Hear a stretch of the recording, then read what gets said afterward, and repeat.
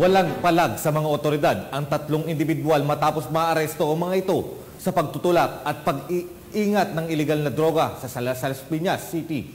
Alamin yan sa ulat ni Patrolwoman Rene Dios Dalire.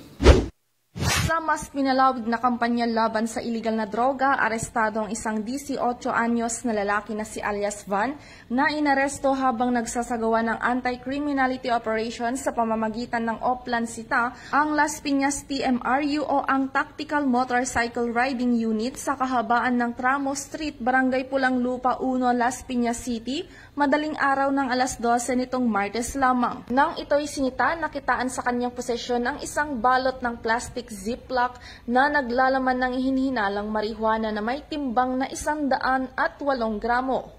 Samantala sa parehong lungsod, arestado naman ang dalawang magkapitbahay na sina alias Cheryl, 45 anyos at si alias Rodolfo, 32 anyos ang target sa buy-bust operation sa bahagi ng Barangay Zapote, Las Piñas City kahapon lamang.